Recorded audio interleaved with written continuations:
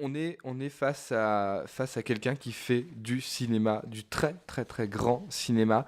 Moi, ça a été assez peu, tu vois. Toi, tu parlais de deux films où tu as été rentré dans l'histoire comme si c'était filmé en direct. Moi, c'est plutôt voilà, de se dire voilà, qu'est-ce qui m'emporte, qu'est-ce qui d'un seul coup, quand je sors d'un film, me dit, mais oui, en fait, le cinéma, c'est possible. Le cinéma, on a envie d'y aller. Le cinéma, on a envie de le construire. Ouais, et encore, tout est possible. Non, tout n'a pas encore été fait. On est face à un film qui est presque en direct.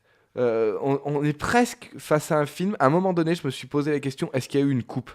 Je me suis dit, mais est-ce qu'on est dans un immense plan séquence? Est-ce qu'on est face à un geste et tout? On s'était extasié par exemple devant Birdman, qui est au demeurant, moi, que je trouve quand même un très bon film, qui était aussi un geste de cinéma, de faire un film de cette façon-là. Il y avait eu l'Arche russe de Sokurov, etc. Donc des caméras qui bougent, des caméras qui sont proches des gens, on en a déjà vu. Mais des caméras qui sont la personne, qui sont nos yeux, c'est-à-dire qu'on est avec lui, on n'est pas dans une caméra qui est en train de regarder ce qui se passe, non, c'est nos yeux, ou alors presque, ça pourrait presque être dans ce film juste son âme d'humain qui est derrière lui et qui ne veut plus voir ce que voient les yeux que Saul a aujourd'hui et qui est devenu une bête. On en reparlera évidemment, je pense, assez prochainement.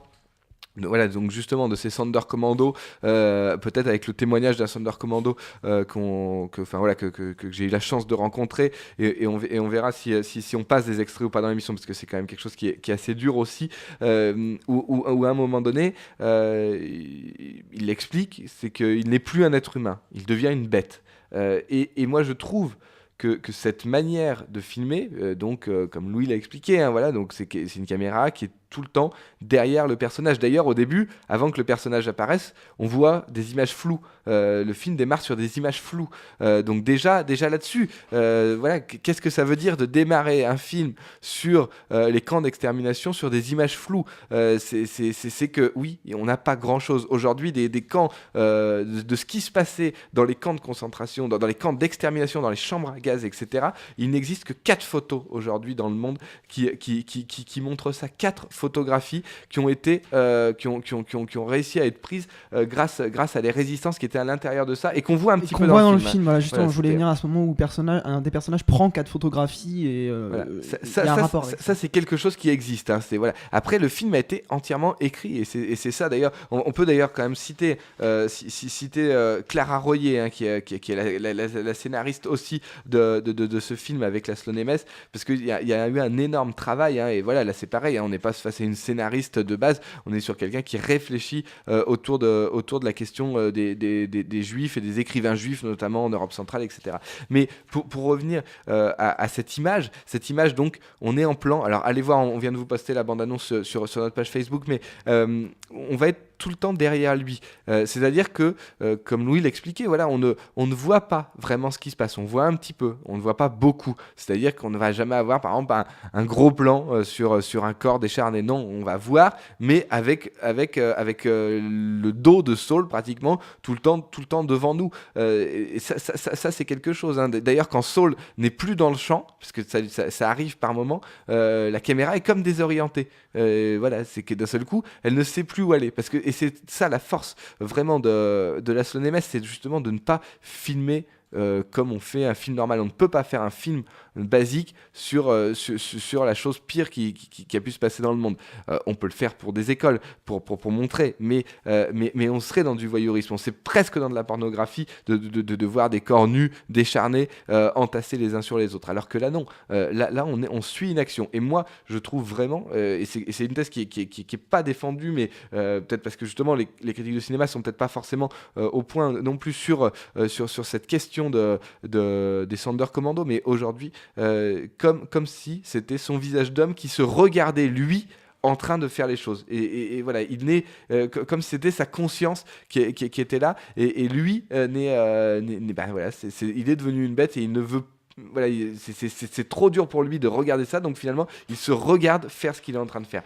Moi, j'imagine ce film comme ça. Je l'avais pas forcément pensé hein, dans tout ce que j'avais écrit, et d'un seul coup, là, voilà, ça m'a sauté aux yeux à ce moment-là. C'est bien pour nous parce que ça nous fait toujours du bien en tant que critique quand d'un seul coup une pensée arrive. Mais voilà, regardais ce film-là aussi comme ça, de la dureté de filmer les choses. Peut-être que Aston Nemes l'a fait dans ce sens-là, mais en tout cas, moi, je trouve, et vu l'implication, et notamment de sa co-scénariste, dans cette question-là, ça peut être quelque chose, en tout cas, qui est envisageable.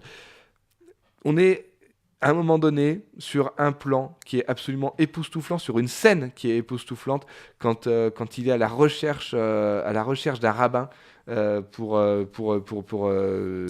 aussi. Alors qu'il n'est pas religieux, enfin voilà, mais d'un seul coup, voilà, il cherche, enfin, il est dans son monde, il est complètement ailleurs, et donc il va essayer de trouver un rabbin, et donc on arrive à la descente d'un train où on est en train de tuer les gens pour les mettre dans des fosses communes, et alors là, c'est rien que pour cette scène-là. Voilà, peut-être que le film peut être très compliqué pour beaucoup de monde, mais le geste de cinéma, s'il n'y avait qu'une scène à tirer, à montrer pour dire voilà ce que c'est que du cinéma aujourd'hui, voilà ce qu'on est capable de faire, voilà ce que techniquement on est capable de faire, et surtout ce que techniquement les acteurs sont capables de faire aussi, c'est cette scène. Elle dure. On est désorienté dans ce film, je suis incapable de savoir si elle dure 10 minutes, si elle dure un quart d'heure, si elle dure 5 minutes, mais c'est une scène qui est longue, qui est magnifique, où on est comment filmer dans la nuit, comment filmer le son des exécutions, comment se dépatouiller là-dedans. C'est absolument extraordinaire. Cette scène-là vaut, pour une histoire du cinéma, est absolument merveilleuse. Regardez ça aussi, mais le film en lui-même et au-delà de tout ce qu'on a pu voir jusqu'à maintenant, Louis le disait, c'est le plus grand film sur la Seconde Guerre mondiale. Ça, c'est une certitude. C'est l'un des plus grands films, je pense, de tous les temps. C'est assez rare hein, qu'on s'emballe comme ça pour un film. On peut avoir des énormes coups de cœur, on peut défendre des films qu'on aime beaucoup. Là c'est au-delà d'aimer. D'ailleurs, c'est très compliqué de dire j'aime ce film. Enfin voilà, c'est particulier de se dire voilà, on aime regarder un Sonderkommando faire son travail. C'est trop compliqué. Non, le récit est poignant. Moi, je m'extrais quand même régulièrement des récits, justement pour vraiment regarder qu'est-ce qu'est le cinéma, et en l'occurrence c'est du cinéma, la manière dont c'est tourné, on est sur du cinéma. Quand même un mot sur l'acteur que Laszlo Nemes a choisi pour jouer Saul, puisque ce n'est pas un acteur professionnel, loin de là. C'est un écrivain qui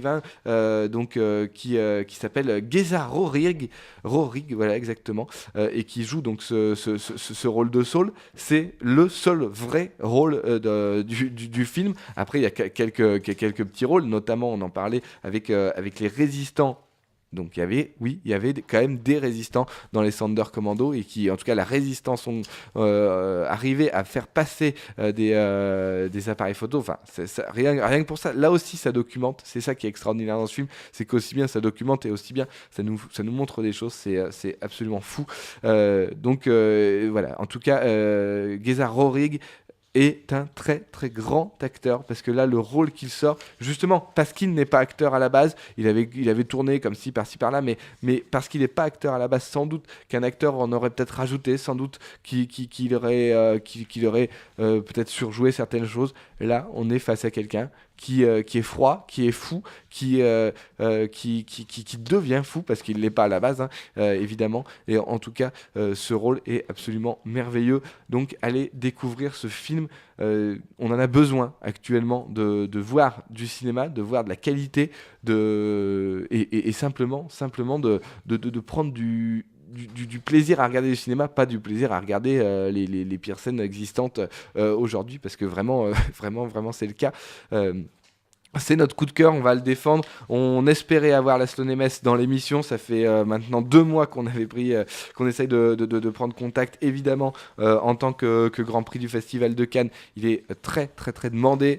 Autant vous dire que là, on est dans les premiers à vous parler du Fils de Saul. Vous allez, je pense, beaucoup en entendre parler dans les jours qui viennent, puisque ce film, on vous le répète, sort mercredi 4 novembre. Donc courez dans les salles dès la première semaine. C'est important pour ce genre de film qui est pas forcément un film grand public, mais qui doit être vu par le plus grand public, parce que vraiment, vraiment ça vaut le coup. Et qui permet de se souvenir que le cinéma n'a pas forcément pour vocation à être une expérience agréable.